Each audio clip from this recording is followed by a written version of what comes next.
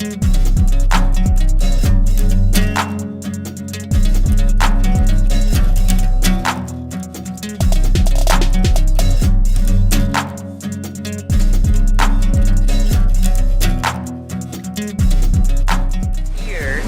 is some nice wood.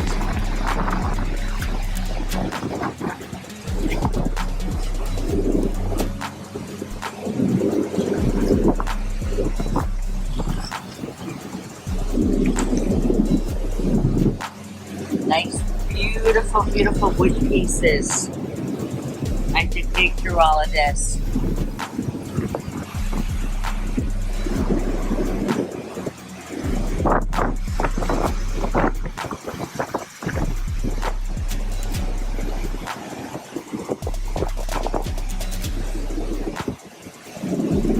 I like this type of wood. This is in Ohio. And I like doing sticks with this beautiful wood. I'm not exactly sure what it is, but it has these beautiful areas on here that are pretty cool. There's what I'm wearing today.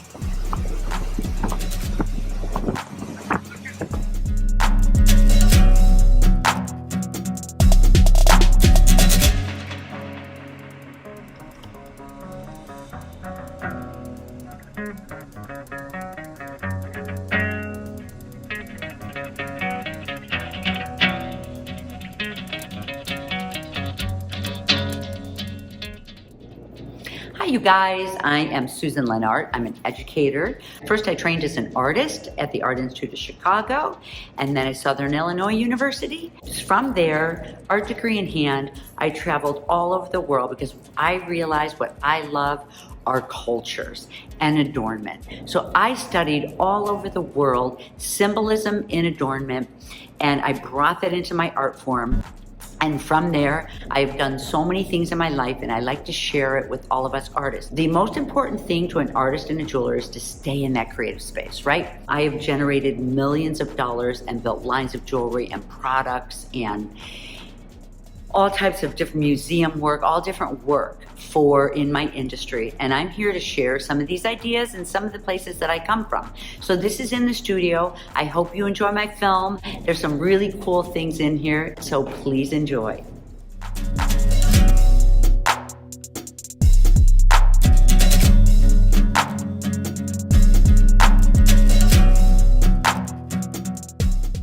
I want to talk a little bit about personal sacred objects. This is a passionate subject of mine, and why shouldn't it be? It's like, for me, these are actually personal sacred objects and talisman. So it's like, what do you do to build your own talisman? You know? And I talk about this subject a lot, but it's like your personal sacred objects. What are talisman? I like to explain this in a few different ways. Look, I just got done engraving this shell, which I'm going to show coming up in one in the future. This is a shell. So it's like, if I go out to a beautiful place, Costa Rica, Puerto Rico, the Keys in Florida, and dig and find shells, you know, find sticks, find stones. How do I make, you know, it's like, oh my gosh, I'm loving myself on a trip. I'm out gathering. These are so important to me. I show people my shells and they're like, okay, yeah, I get shells too. You know, it's like, Adam, he has jars full of shells. He loves the Keys. So, you know, it's like, to me, when I go and enjoy a vacation, like in Mexico or anywhere, or just have a great experience, I want to bring home a piece of that experience, because that will always trigger happiness to me, right? When I find feathers, any of this, when I find pieces like this, they're going to trigger a beautiful thought in my head, and I can remember this beautiful experience, which brings happiness and joy, which puts me in a higher consciousness of creativity. There's only two conscious states that you can be in. One is in survival, and that's when you're in your negative space and you're grinding through your day and you're not feeling that much joy, and you're getting your orders out, you're getting, you know, food cooked on the table, blah, blah, blah. We all know that state. We're either in there, or the other one is the state of creativity. Well, creativity, you're in this higher consciousness where you're really in a state of love, compassion, happiness, joy. The other state is more anger, jealousy. If you feel those type of things, anger, jealousy, just those type of raw negative energy, that is survival. So to be in creativity, what talismans do, they help us to live our life and to stay in that higher consciousness by triggering emotions of a beautiful trip we've been on. So I can look at this piece or wear it or have it on my dresser, and when I wake up in the morning, if this piece is there, I think of, oh my gosh, the trip was so relaxing, so beautiful. I love the people around me. I love my experiences. It brings in beauty into my life. And these pieces here, it's like, here's a feather. It's like, this was on a walk, but it's like, I remember being in these beautiful tropical places and having, just these beautiful experiences with birds. I know this piece here, I cannot sell. You can't sell exotic birds because you just can't, but if it's illegal. But if this piece is only for me because it's my talisman, what does this feather make me think of when I think of birds? I think of flight. I think of freedom. I think of joy. I think of happiness. So talisman are what brings you to a higher consciousness, and that's what we want to stay with. Horsehair. I have some horsehair. This is from being out at my mom. She has horses, and it's just this experience that I have with my mom, and as she's getting older, it's like a little memory and a piece that I have with her. Sticks, oh my gosh, love sticks. I love hiking in the country. I worked for the Forest Service years ago. It brings me back to that beautiful, fresh pine smell of lodgepole pines that I protected in Northern Oregon. It was so much fun when I worked for the Forest Service. But sticks anyway, there's so much sticks. You're gonna see a lot of sticks. This one is actually a fossil. I have crystals, big and small, tassels and fiber. So these all are your personal, these are my personal sacred objects. I'm gonna bring these with me. These are my, colors, shapes. The pyramid shape is a powerful shape, ovals. So that really is talking about personal sacred objects. So I wanna challenge you to find something you could find. Like if you look in your junk drawers, you guys, we all have junk drawers, or in your studio laying around, you're going to see pieces that you really consider your personal sacred objects. There are people in the world that are like, whatever, that's nothing, right? We all collect. I've seen it everywhere. I've seen people bring in little collections of beautiful little objects, and some that I would never think of using or want to use. There was, you can make your personal sacred adornment from anything. And that's what it really is about, making your own pieces of what's going to fire you up, of what's going to bring you into a higher consciousness. And then if you're building more practical jewelry in the world, then you still have your pieces around you. It gives you the power, it gives you the strength, it gives you the love, it gives you the creativity. And that's what an artist is all about, is being in your creative state. Boom. That's all I have to say. So enjoy, you guys. Try working with some material. In here, you're going to see a little bit of some sticks. You'll see me introduce sticks in here, how to engrave them, how to work them, how I built pieces with sticks, all of that. You'll enjoy it.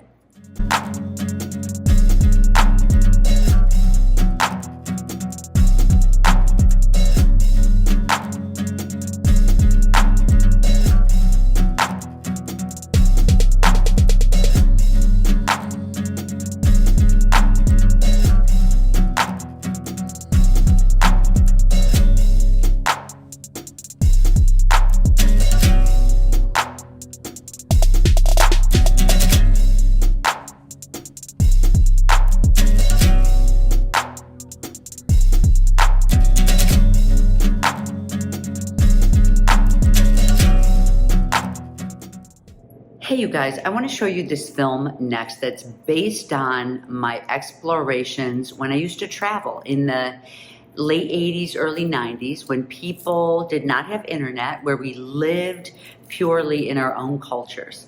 I spent a lot of time up in the middle of nowhere, staying in Watts, staying in religious places, staying, just in renting out a barn in someone's home where there weren't hotels or Airbnbs back in the late 80s, early 90s. And the interesting thing about it is when you came into town as an outsider, I was always so grateful when people received us and were happy to see us. I usually traveled with a man who was my buddy because it's easier for a woman traveling with a man when you're out in the middle of nowhere without cell phones or anything like that back then. This is from different times when in the evening, if you think about it, if you don't have your TV or your music or your electronics, we experienced that just in a tornado where we had no electricity for 5 to 7 days. But think about it. If this is your lifestyle, your life moves slower. And during this period of time, I was able to go up into the mountains, and in the evenings, when it's dark out, you go to sleep. When it's light out, you wake up and you get your work done. So in the evenings, when it is dark, there's usually, what I found was the community would get together. Of course, I would do the same thing if my people are around me. Lighting a bonfire, there would be a community bonfire. There would be some musicians that came out, some people that sang, drummers, just different percussions. And, that's what you do. In fact, when I spent time in Morocco with the Berber people, a friend of mine, she's Berber, and she toured us in Morocco. That's what they did at night. People were so talented. It's like, oh my gosh, talk about talented musicians. They've been playing these instruments from when they were tiny, So a big group would get together. I have some of that music that I should have up for you guys too. But this is my interpretation, this dance performance. I did a whole piece because what I noticed when there was a bonfire, community around, music going, drumming going, the jewelry was just part of the percussion group. Isn't that interesting to think of? When there's movement with your pieces, dancing around, you're part of the percussion group. So in that being said, I actually did a piece for, you see some of the work in here. It's my Miami Swim Week where I just did sticks from the earth, a grounding centered piece that was big. And I decided to do a performance piece with it because this is what you would do. Jewelry is not always used just straight and center forward. You can reimagine your whole world and what your adornment is about. For me, it's like I think my comprehension of what adornment is about came from traveling early on. I could see the symbolism woven into every thread of garments that were built before, people got on the internet and was like, oh my God, I love this pattern, Back then it just was the rivers, if you lived by the rivers, fish, if fish were in there, if that's your food source, that's your prosperity, that's your symbolism, patterns of the skies, the clouds, like you just use patterns that were around you. So one of the things I like to challenge artists in my workshops, or even myself, is to really just spend some time unplugged, to get into your core, walk around where you live. It's no accident you're living where you're living. I'm living in Cleveland. I always think, oh my gosh, I'm waiting to go somewhere else, but not anymore. I grew up in Chicago, so of course Cleveland is just a smaller city that I can digest and comprehend, and it brings me that real kind of rawness. And there's many, many things I love about it. So I try to spend time walking around in my community and bringing things to me. So this performance piece that I have for you next was really inspired by times that I traveled up in the middle of nowhere. And then I thought, what would be my talisman? What would be my way of representing current, in current times now? I had a young filmmaker and a young dancer go up and just, kind of the three of us met about what the subject matter is, and it was gypsy. So, it's jewels and nomad, it's gypsy. So, it's like when you're looking at a piece of art, whether it's dance, music, artwork at the museum, jewelry, adornment, you are free to give your own interpretation. Me as the artist, I love when I go into the museum and there's that I can know something about the artist and who they are and where they came from. That's an important element for me to make maybe kind of a little judgment of what the artwork is about, or to figure out what it's about. A time period someone is born, you can understand. So for me, it's like just telling you right now that I traveled in areas, and this art piece, this performance piece was done about the rawness of just being in small villages in a beautiful, beautiful space, and the dancing and the drumming and what I can do with my particular piece. This piece that's in here, it ended up going to a collector. It's a wall piece. I sold it with a wall piece. So I also like to show the freedom of just creating and building who you are and what you're about. And for me, building a whole piece on sticks and a compass, and it really was built large for a dance piece. This piece went to Milan Fashion Week, and this is already after I had won an award. I had a lot of articles written about this piece and a companion piece. I do have a companion piece that went with it that also went to another collector. And they both, of course, have stands to go on the wall. When you have wall pieces, it's about light, shadow, structure, shape, and it becomes part of your interior design. This is where your own work you can see on the wall. It's your own work that you love. It's like I talked about in one of the sessions that this pair of earrings, I woke up, I had a couple bracelets next to it, and I had these earrings laying next to my bed.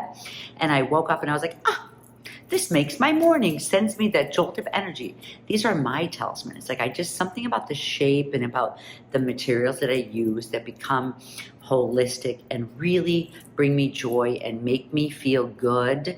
That's a talisman. Bring me happiness. That's a talisman. Bring me strength and power and knowing that I'm on the right track when you see your stuff. So why not put your adornment on the wall when you're not wearing it? I have got all kinds of pieces. I have a beautiful, beautiful kimono that I bought in Indonesia that is made of silk, and it's pink and it's green and it's a heart opener, and I have that stretched on the wall. I put my adornment. I have my great grandmother's wedding dress that she hand stitched, her whole village hand stitched in Croatia before she got married. Oh my gosh, of course it's a piece for the wall. So this performance piece, think about this performance, think about your work and what you're doing. Think about something, what is at the core of your work? What is at the core of your history and who you are? Because we always want to build authentically. You don't want to fear that your work isn't going to sell. I sold that piece for a lot of money to a collector. Your work, build your work first from the inside out. It'll sell. If you're doing your authentic work, it will sell, right? So I hope you guys enjoyed this performance piece. Here it is here.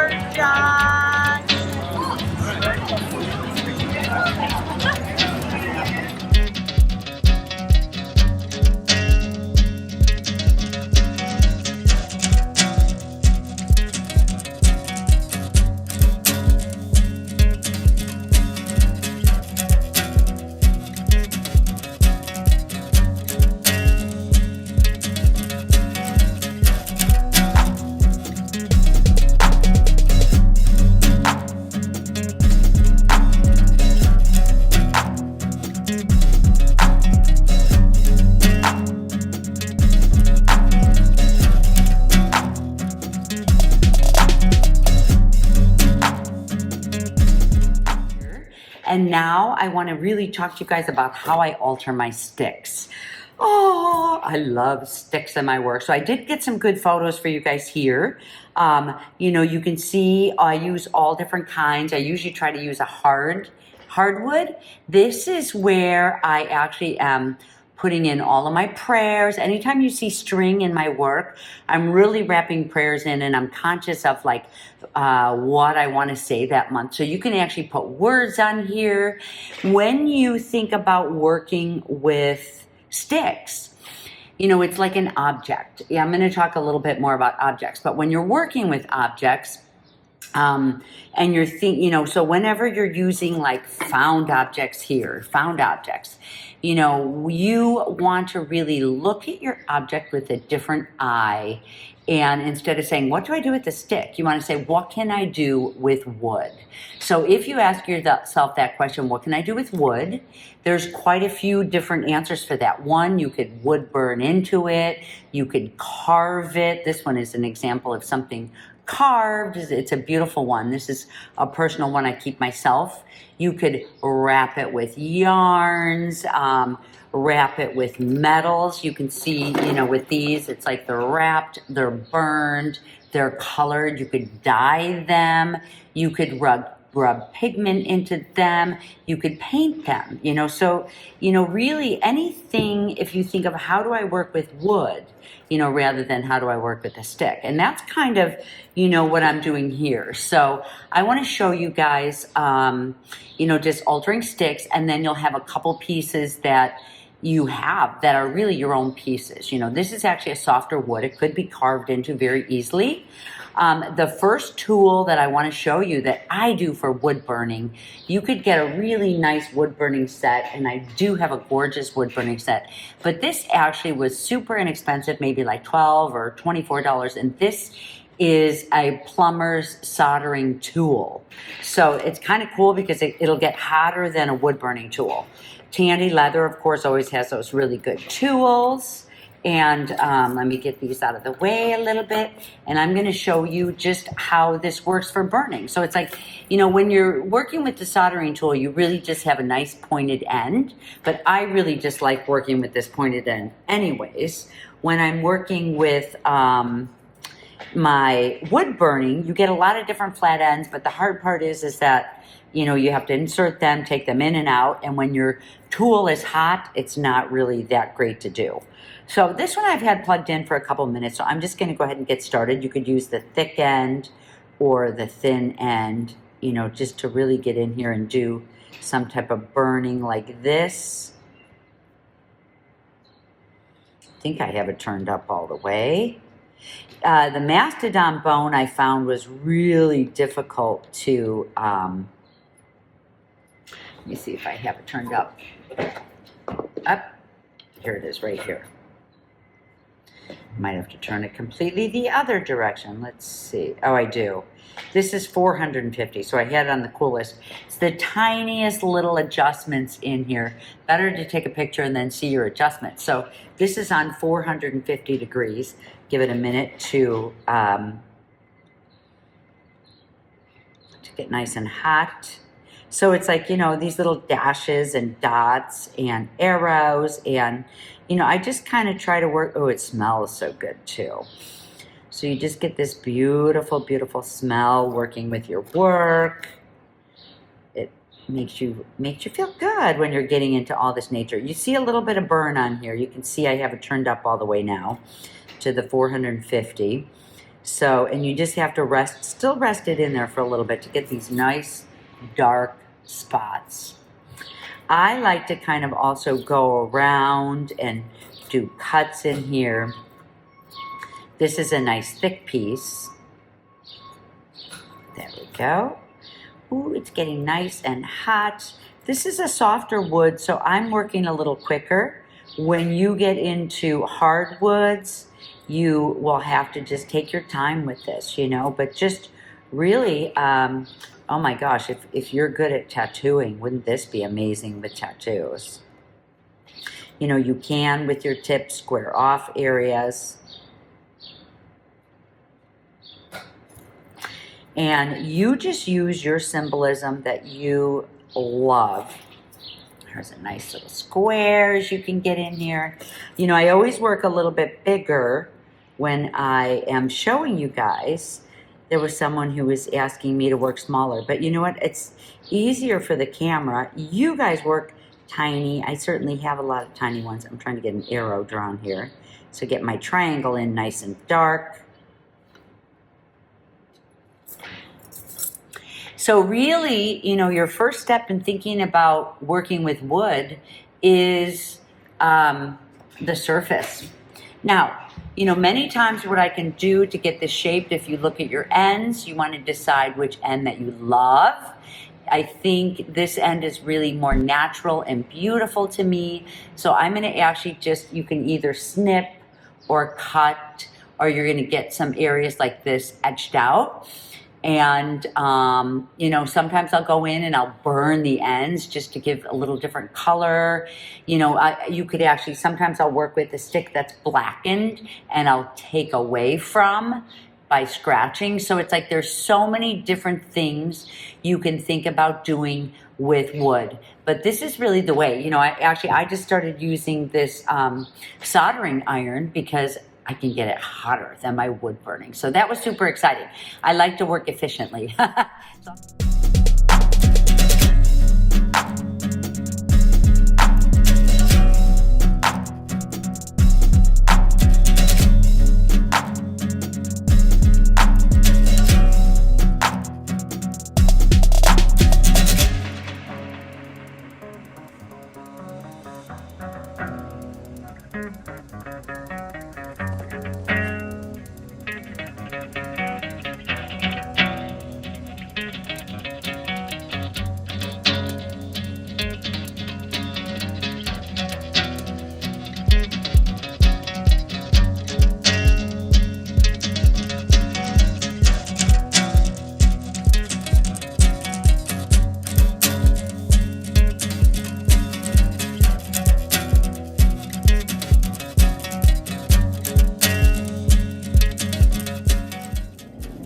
And if you guys like my videos and what I'm showing to you or my philosophy, please like and subscribe. This really helps me out, or throw a comment in there. That would help me out. Plus, I love to hear from you. This is our community, guys. The community of art, the community of being about the good of the whole, the community of creativity. And I'd love to have you in my community. And also, please check out my membership.